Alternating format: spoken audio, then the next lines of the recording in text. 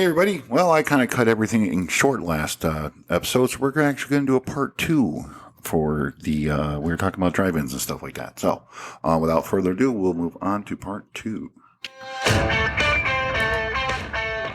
Alright, here we are, back.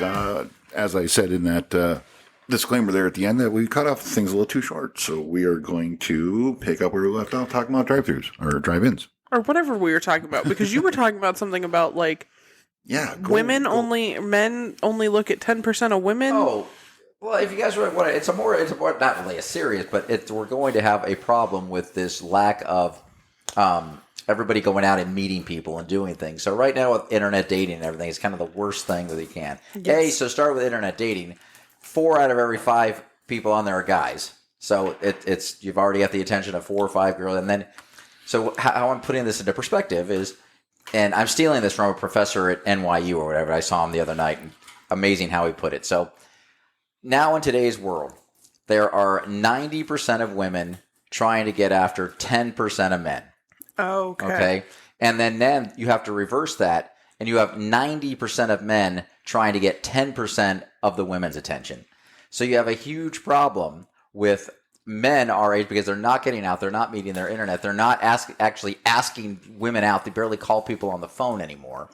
They don't want to go to work. And the man was right. I was like, oh my god, I wish I forgot who he was. He was on Bill Maher on Friday, and what he was saying was making all the truth in the world for people. Really, I think it started with your generation, the stay at home. I'm happy, blah, blah, blah. Now it's gotten to a point where I think he was right that it's an epidemic. I think it's a problem that these people aren't getting out. Well, and that's where I was going to bring the drive-in back into it, is that, like, I mean, you still go out, but you're in your own car, so it's like, it works out. We can bring the drive-ins back because... It's almost a baby step. Yeah.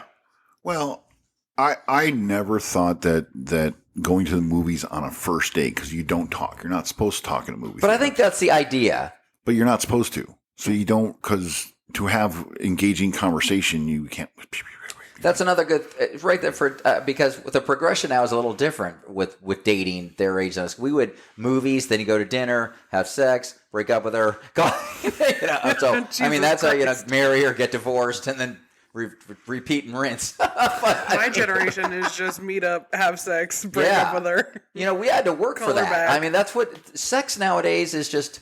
So easy. I mean, it's unbelievable how easy it is. We actually had to go buy drinks, and then if they didn't find interest in us, we wasted, at the time, $3 a drink because we'd only take them to happy hour or whatever. But still, you're still, I mean, I'm not saying. Take them to happy hour. Well, usually first with me, when I was starting a date, is I met women for happy hour, and then if it worked, we kept on going. But I was always like, let's go. I'm not going to go meet you at 8 o'clock and spend $10 drinks when happy hour for 4, and if we don't like each other, we can go our separate ways. And True. The Cheap Way to Date by Mark Tarver. It is, but it worked. Look for his book on Amazon. Yeah. 3 wives later. It's in the cheap section. It's at the Dollar Tree. How to Get Divorced by Mark. No, again, I totally lost my thought. Anyway, someone say something quick. No.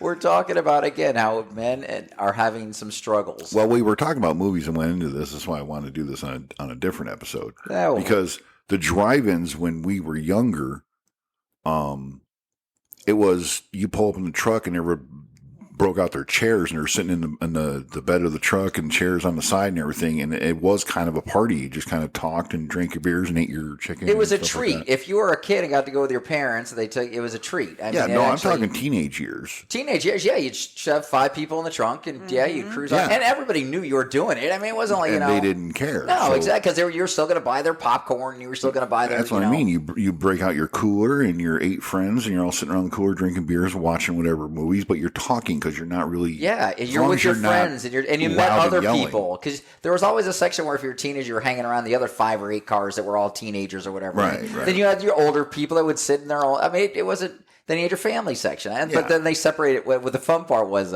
when the movie songs would overlap or whatever, and you'd be watching Godzilla, and then on this one is Harry Met Sally. It's like Godzilla's promoting, or, I love you to the swamp thing or whatever. I'll be honest, back east, I've never seen a multi-screen drive-in. It's usually one screen. Everyone's watching the same movie. Here in Arizona, Glendale 7, we call it. they have 7 movies showing at the same time. So That was always fun. Just turning your Oh, head hey, and watching. I'm bored. Oh, Okay, look what's look, going Toy on over Story. there. Hey, Well, wow. 'cause- And if you're a kid, you watch the rated R one, you go, yeah, right. exactly. But nowadays you're tuning in. It's an FM tuner, the Mr. Microphone sort of way, where you tune in the movie sound to 95.2 would be this movie, 90.6 would be the next movie or whatever. So you could actually tune in the other movies in the theater. Again, the car's watching the movies. You're going to keep it on that sound, but you could watch 7 other movies. Yeah, you're pretty much- maybe not all 7, but you know Do what I we mean. at this point think drive-in movies are now a retro or a vintage thing that they could come back because millennials and Gen Z all think that shit's kind of cool, so they'll bring it back and it'd be a completely big hit. Listen, everything comes back. It Yeah, does. but I wonder Everything. through the pandemic where everyone had to be outside, did the drive-ins have any resurgence? I never heard anything about it. I think they did because they were still, but I don't there think was, anybody's spending money on building them, is what I think. but there wasn't any movies coming out because nothing was Well, getting that's true. made. That's So true. I want to say Glendale 7 was still open and they were still doing stuff like that. I mean, they do a swap mart every weekend and make their money there, and then they, what is it, $7 a person versus the 15 It's you pay at a theater? Yeah, it's probably gone up by now, but yeah, you'd get half the price, damn You near. can even have one of your screens dedicated to Netflix movies, Hulu movies. I'm surprised real they don't movies. do that. And so you have 7 out, but now it's Disney movie, Hulu movie. So you can just. Yeah, someone's just got their Roku plugged in the freaking computing room. Well, no, it's the show that's playing from. It's got Breaking Bad all week, all the episodes. That would be at, crazy. at the drive-in. What? That would be. See, yeah. if I'm going to watch a No, show, I'm just saying you could Well, I literally know, do yeah. that if you wanted to. if I'm going to watch a show, though, I'm going to sit home and watch it. Yeah. I'm going to go to the drive-in and Right, watch a but movie. again, we're talking more about getting out and instead of just sitting home and having your everything delivered to you and stuff like that. I mean, Right, right. it's No, more I of a get it. social aspect. Interesting. Yeah, no, I would love to see. I've always thought about it for years. Like I said, I would love the drive-ins to come back, but in a nicer neighborhood. Sorry, Glendale. No, but when that was originally there, Glenn, it wasn't always the best neighborhood, but it wasn't that bad as it Yeah, is now. no. No, it was that bad. I lived there. That was my Yeah, I lived in Maryvale. Maryvale. I mean, Yeah, that was terrible. yeah, at the time, but we didn't know it. I mean, we were too dumb. We just knew it was But cheap. yeah, rent. like out here or like Santan Valley or just a nicer part of town that has a better reputation. Let's do a show from the drive-in.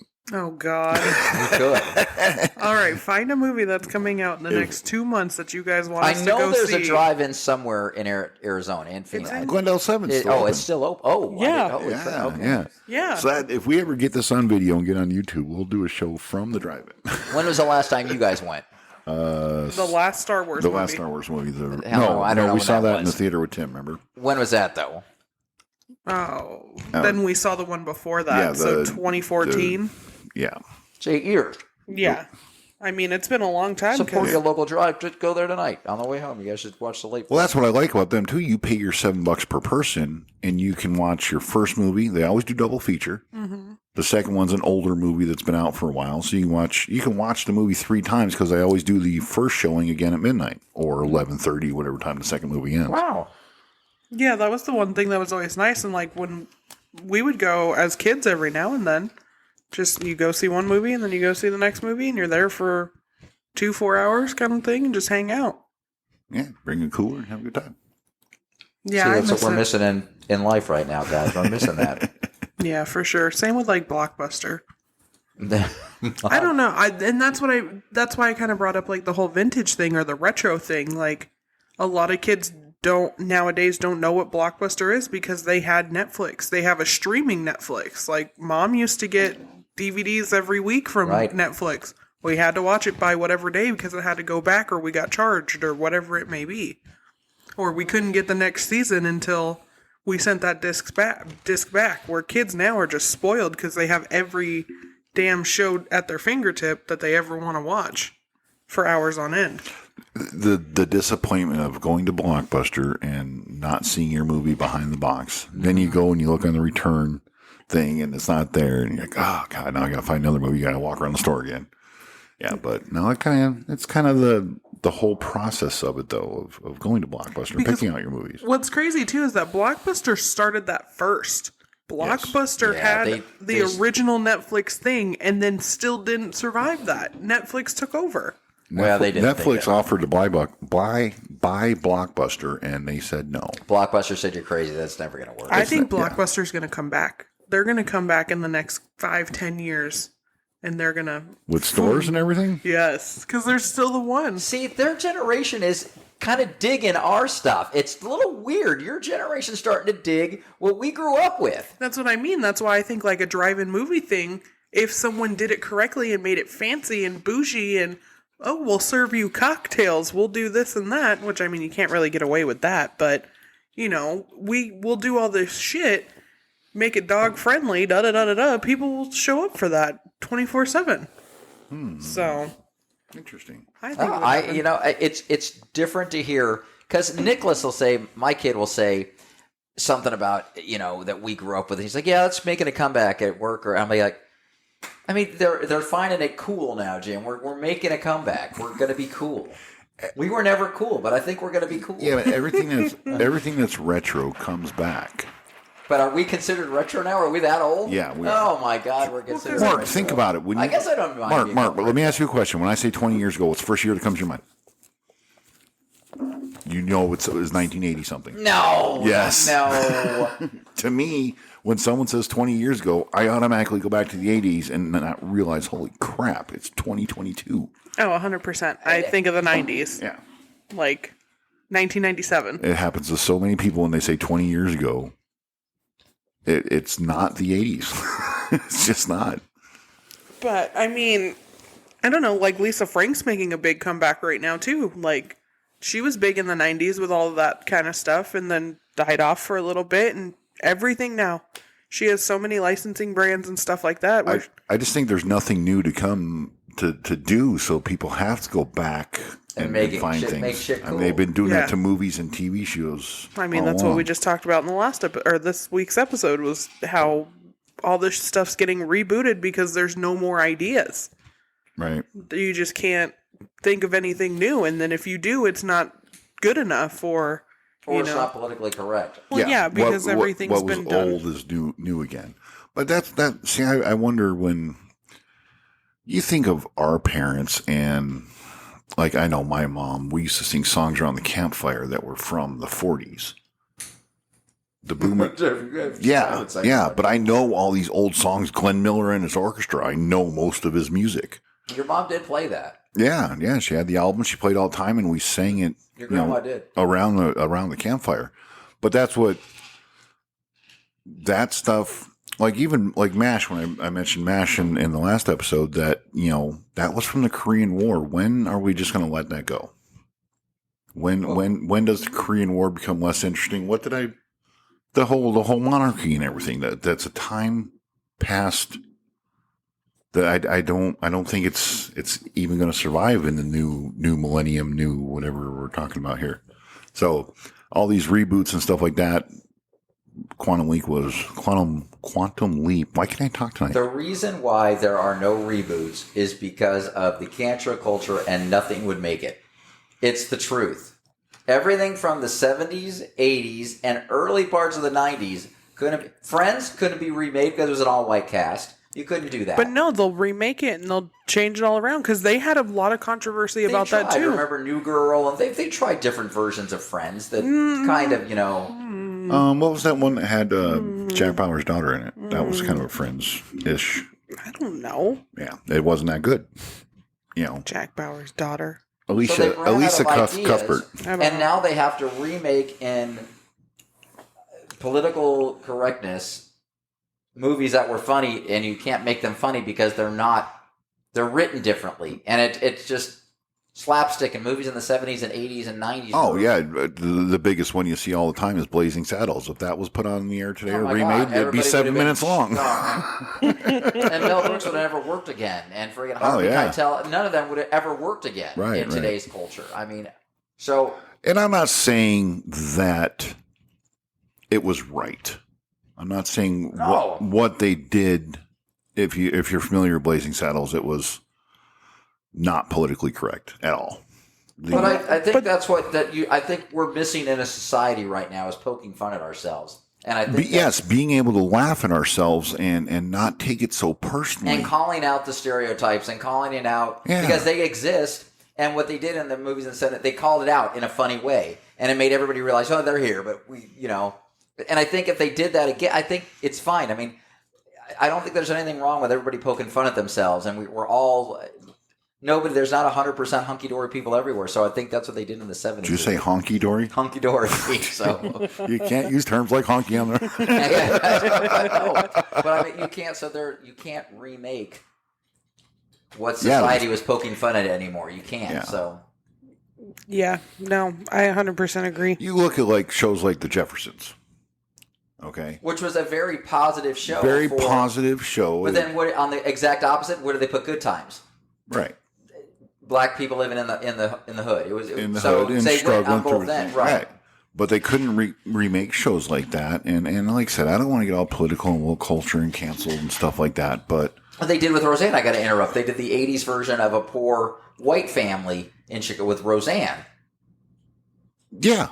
No, that's what I'm saying. And they but now even you don't brought see it that. back. Is that what you're saying? That you're not seeing that in today's TV? You can't see it on today's TV because the way the world is, it would make it. Now they brought Roseanne back recently. She got fired for saying a bad word, and now it's called The Conners. But you got the gay son, But do you like Roseanne? interracial marriage. I never saw the original one. Okay, let's just ask the woman in general. Do you know who Roseanne Barr is? Yes. Okay, you heard any of her stand-up, anything like No. that? Okay. So she's a very brash woman that basically was like, I'm going to show the white trash part of being broke, and she pulled it off. I mean, it was a show that everybody brought onto right away and was like, okay, this is great. But now you're right. You don't have that in today's shows. You can't because people bitch about it.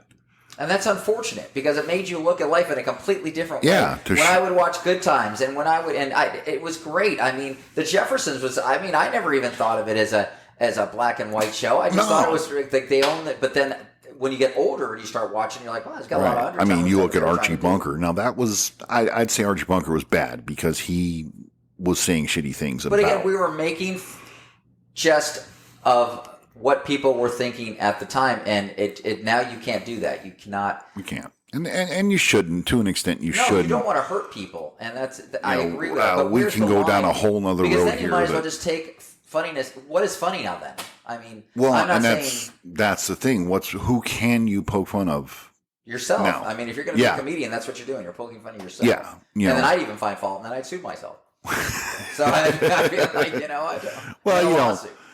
I mean, I don't know. It's sad that where TV has gone. The last good show that, in my opinion, I don't know, it was Big Bang Theory. Has there been any really good sitcoms since then? That's been off the air 2 years now. Young Sheldon picked up where. Young Sheldon's doing okay.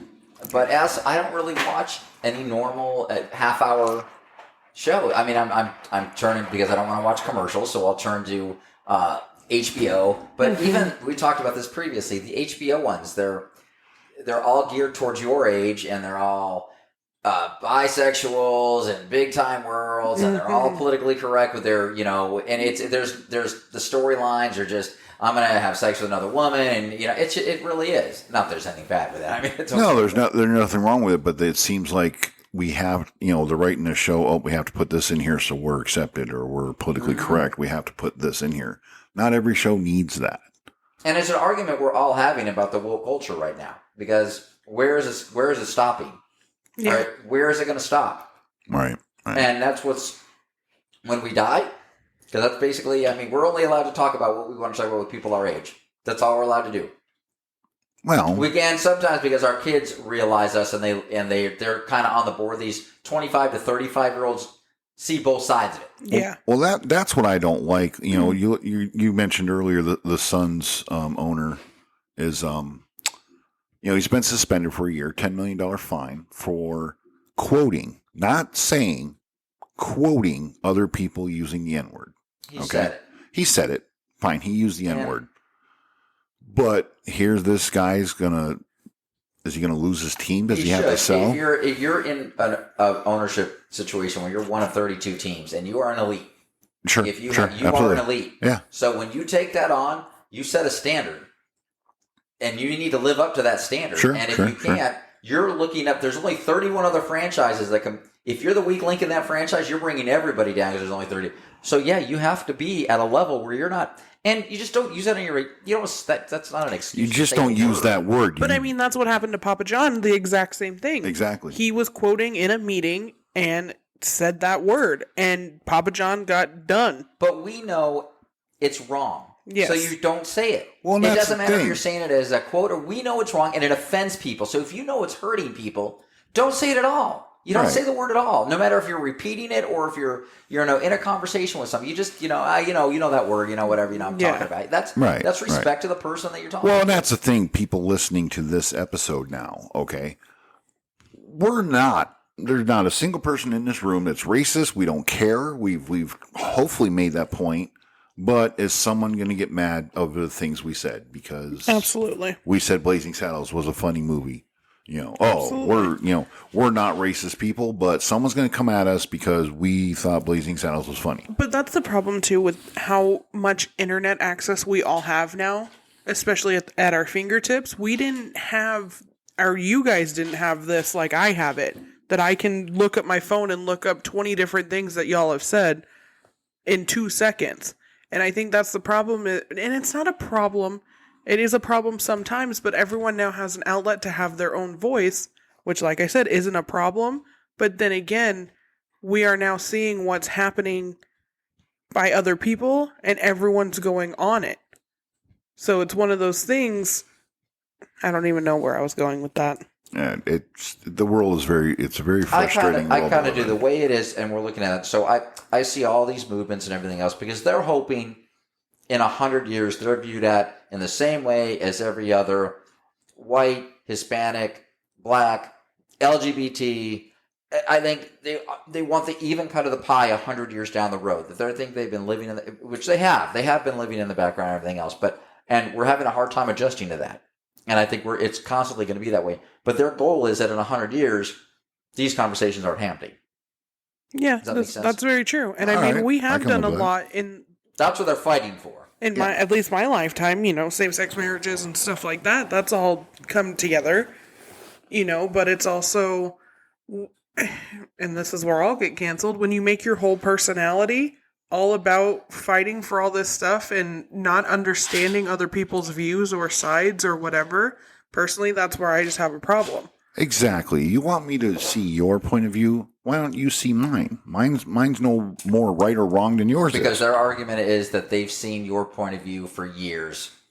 That's what they're saying. Yeah, and you're right. And so you have to look at that point of view on that because that's what they're saying. I have seen this for years. So that's where they're coming at with that. Look at Mark being all Wow, like, I'm I kind know. of impressed. Damn, I'm gonna go sit over here and Well, it's an Sit in my 80-20 corner. flip. You got to think 20% of why they're coming at you like this. Think of why they're in that position. So if you think of that and ask that question, it's going to make you think differently with different questions in your head. Interesting. And I mean, if anyone wants to discuss it on the Facebook, I will absolutely read everything that they have to say. Yeah, and again, we're not out to hurt anybody. We don't think anyone is better than any of the other. So please, if you're going to attack us on Facebook, Go for it. keep in mind we're not here to hurt anybody. We're trying to understand our world. We need to be educated. It's different. Yeah. And I think Need to be everybody our educated, age, but- and I think, and it's so interesting to see now our kids who are Kayla's age, between the 25 and 35. Because now we're seeing that they're frustrated at both sides. They see both sides of the angle now. Mm-hmm. And it's a little different because you're like, I see what my dad's coming from, but I also see what my best friend's dealing with. Yep. So you're on the in-between where you're seeing both avenues. But this is where a time that you should expand and kind of say, okay, I see everything that they're saying and I see everything. And you can act as a middle person to both these things that are going on at your age, I think. I really do believe that. Yeah, no, and that's 100% because millennials compared to whatever y'all are and whatever, Gen Z, can you sit back? Sorry about the nose. So we do see the middle because we, like you just said, we see how our parents were raised. We see what was bad, but we also see what was good in certain things. Where we also see Gen Z. Gen Z is a beast. I'm not even gonna try to touch Gen Z. But a lot of the stuff that they're doing, yes, they're not afraid. They're not afraid to speak up. They're not afraid to not take it from their workplace or significant other or their parents or anything like that. Where I feel like millennials, we are kind of, like you said, we're a middle child. We are kind of seeing both things that.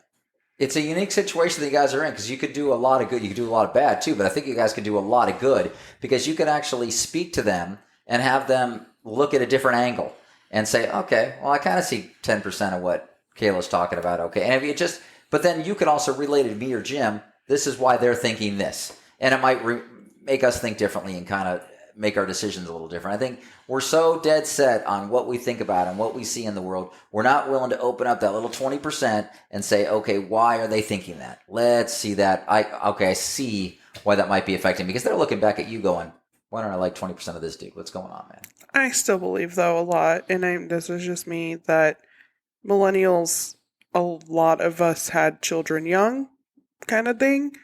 And so millennials were growing up while they are raising Gen Z, and I don't even know. So I wonder how you view us kids your age with. So when we were, there were a lot of divorces that went on in the 1980s and 90s, and we were growing up. A lot of people that were divorced.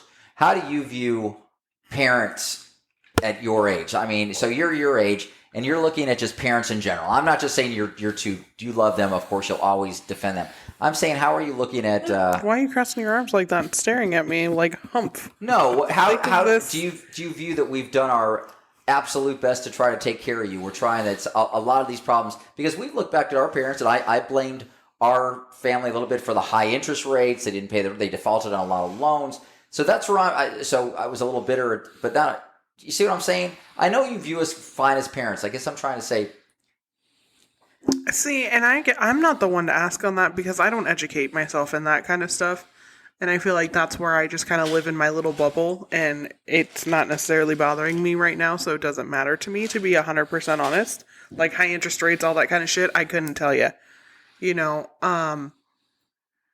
trying the best and doing whatever I can 100%. That's where I was trying to go with that sidebar real fast, is that some people didn't have great childhoods. We've talked about it in a couple episodes before, you know, so a lot of people say, I don't want my child to grow up because, you know, poor. I don't want my child to da-da-da-da-da. It happens a lot in our family. A lot of our kids, my nephews, my nieces, in my opinion, I love them to death. I love them so much. But their parents did not want them to know what it was like to not have a meal or know where their next meal was coming or fight over food or anything like that, which is 100% no child should do that. But also, it shaped us, in my opinion, shaped my family, my cousins, to be who we are now, to understand the value of what we have, where my nieces and nephews, still love them to death, are spoiled because they don't have to fight for what they need to survive, kind of thing. Yeah, that makes a ton of sense. So that's where I was going with that previously. But, I mean, I'm annoyed that you guys can buy a house for fucking $25 and then 20, 30 years later it's now worth $500,000 and you can turn around and sell it when I can't even frickin' buy a frickin' bag of Cheetos. Well, that's where, and I'm not, this is where it comes in as parents now that we've got to realize the problem. So I think as parents, we have to step in, not give them, but we have to be able to offer a little more support if you really don't want, if you want to live on your own and you don't want your kids living with you and good stuff like that, we're going to have to help them now. There's really no other way to get around this, to get them. The housing crisis is that bad that Jim and Carla, if you ever did want to live by yourself, you would have to help her somehow. It's almost like it's got to be built into your retirement now because it's so hard to get these kids in housing and you don't know what you're supposed to do. I mean, as parents, it's almost as bad as when your kids were 10, 12, 14 years old and they're, experimenting on things and stuff like that. Now you're seeing adult problems that we didn't have to go bother our parents with. And I can't believe you guys don't ever have to feel guilty about coming to us, but I'm sure that's a rough conversation. Hey, I can't move out because I can't afford it. What do you want me to do? We have to step up as parents now and try to figure out. It's our responsibility to try to figure out this issue because it's just going to get worse and worse and worse. So, yeah, but like I'm not too proud to say Kayla's helped us out a little bit. When I go through the career changes and stuff. But to be honest with you, that's about 25% of probably what's going on. They're all paying rent. Everybody your age is paying rent. But you guys have a very special bond. You guys love, and not that everybody doesn't love each other, but you guys got a special bond. It's a little different. And you do a lot for their family, and it's a great bond. But about 25%, I would think, is that boat. And I think most of it is people are living there because they can't afford it. She likes living with you guys. Most people don't like. That's a statement. That's a statement. And I mean, and it was more of that little bubble that I lived in. You know what I mean? Like, I've never been out on my own. I've never really, not necessarily had to do anything on my own. Once I turned 16, I was paying bills. That's just how it went. And that's one thing that, once again, I don't feel like a lot of kids had to go through that. Because my generation, I had to start working at 16. So if I had a kid, I'm damn sure making sure they get a job at 16 because that's what I had to do. I had to go to school and get a job and do all this stuff because it made me who I am today. Where a lot of kids now are, oh, well, I'm going to get a job when I get out of high school. Or I'm going to get a job when I get out of college. And I'm going to do this. And it's like, you're going into the real world when you get out of high school. Even then, you're in the real world when you're in high school. Unless you're going full-time school. That's another fake. That's another fake 4 years. And I mean, everyone's life plan and path obviously is different. So I can't sit there and belittle people who did wait until they were 18 to get a job. I'm not going to do that. That's just how your path went in your life. But a lot of kids are being handed a lot of things and not being told to work for it. Or especially this day and age with the internet. Never mind. It'd be better if you went there. I mean, I understand your point of view completely, and I do. And it started with our generation, Jim. It did. Our parents were very hard on us. We had nothing like the great generation of the war, but they were hard on us. We had to get jobs. We had to do everything like that. I don't know if other people think about this, but I did not want my son to have to struggle through high school. So I gave him more, and I started doing more and everything else. And so did his mother, Annette, gave him, because we didn't want him to struggle like how we were struggling at 17, 18 years old. And God, so we're going to give them more. Nicholas ended up struggling even with it, so with other stuff. But we're trying, and you would pass that on to your kids because you just don't want them to have to go through the same struggles that you have. And I think now it's gotten to a point where it's almost, you are giving them. All right. Well, just to clarify, so Kayla turned 16. I was at the mine, so life was great. Then all of a sudden, the housing market crashes. The recession of 2008, 9. Yeah, 9. Okay, I was out of a job for a year, and I was able to provide between Carla's income and unemployment and some of the severance package that I got from mine when I left. But other than that, we didn't have DoorDash and shit back then, so. Kayla wanted her fancy shampoo. She had to go get her fancy shampoo. Your girl doesn't use fancy shampoo. Your girl uses shit from Walmart. Well, you know what I mean. I'm not saying that I was, it was whatever. I mean, it had to happen. And that's how it's been. But I don't feel like a lot of kids have that because they don't want, parents, millennials, whatever you want to say, nowadays don't, and Mark kind of just said it too, they don't want their kid to struggle, so they're going to give it to them. I know if you were still at the mine, I probably wouldn't have had to get a job at 16. I wanted you to get a job simply because, everyone gets a job at 16. I didn't want you to have to depend on the job. I didn't want you to have to work the hours that you had to work. I mean, that's true. Even if I worked at the mine and life was great, I still would have made you drive the red truck. But I didn't get my license. And I did that on purpose. I didn't get my license until I was 18, 19? 18, right. But I didn't want to rob you of that feeling of when you bought your first car, your first brand new car, the one you hate out there. That was terrifying. But I didn't want to rob you of that feeling of pride of buying your own first car. Yeah, that's a cool way of putting it. Yeah. There's a lot of firsts that you want your kids to always experience. And they do have to work a little hard to get to that first but it's worth that feeling. These people that buy their kids new cars when they're 16, that's your business. I'm not going to tell you how to parent, but I didn't want to rob Kayla of that feeling of buying her first brand new car because... Where Kayla wanted a sweet 16 and wanted her dad to buy her a car. I gave you the red truck. The red truck you would have been driving that if you got your license at 16 or 18. Anyway. Shut up, Mom. You're not on this episode. All right, I think we should wrap this one up. Yeah, this went far places that I thought we were going to still talk about movies, and we went in on the cancel culture. I think it was a good conversation. So do I. And I think it's got to be said, and we'll see if anybody gets back at us or whatever. But if not, again, I love everybody, and I'm sure everybody I hang out with knows me. And loves me. All right. So. Well, leave your comments on our Facebook page, Our Warped World, and we're still looking for 8 votes. Remember, $5. we're not bad people. Thanks for listening, everybody. Take care.